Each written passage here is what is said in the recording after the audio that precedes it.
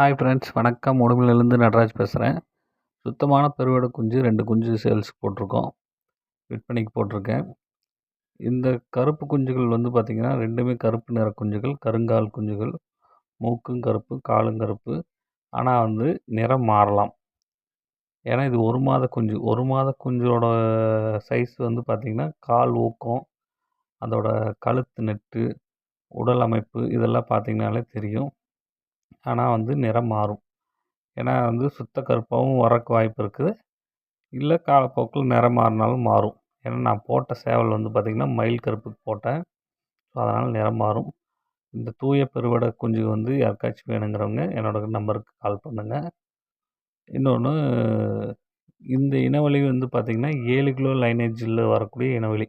அந்த இனவழி சேவலுக்கு தான் நம்ம போட்டு இறக்கியிருக்கோம். ஸோ யாருக்காச்சும் வேணுங்கிறவங்க கேளுங்க, என்னோட நம்பருக்கு கூப்பிட்டு கேளுங்க.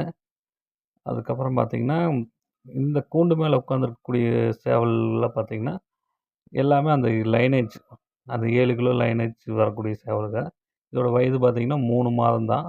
3 மாதத்துலேயே பார்த்திங்கன்னா உங்களுக்கு என்ன உயரம், அதோட உடல் அமைப்பு இதெல்லாம் பார்த்திங்கனாலே தெரியும். நான் மோஸ்ட்லி எல்லா கோழிகளையும் வந்து ஃப்ரீயாக தான் விட்டுருப்பேன். எதையுமே அடைச்சி வச்சுருக்க மாட்டேன். ஃப்ரீயாக திரியறதுக்கு தான் விட்டுருப்பேன். ஸோ அப்படி ஃப்ரீயாக திரிய விடுறப்ப தான் வந்து அந்த கோழி குஞ்சுகள் வந்து பார்த்திங்கன்னா நல்ல ஒரு வளர்ச்சி அடையுது. ஸோ அதனால் வந்து முடிஞ்ச அளவுக்கு கோழி குஞ்சுகளை அதிகமாக திரிய விடுங்க. அடைச்சி வைக்காதீங்க. ஃப்ரீயாக விடுங்க. இதுக்கு முன்னாடியே நான் ஒரு வீடியோ போட்டிருப்பேன். இது வந்து 5 மாதம் கோழி குஞ்சு. 5 மாதம் தான் ஆச்சு. ஆனால் இப்பயே வந்து பார்த்திங்கன்னா 3 கிலோ சைஸ் இருக்குது வெயிட்டு. சுத்தமான பெருவெடை வேணுங்கிறவங்க மட்டும் கால் பண்ணுங்கள்.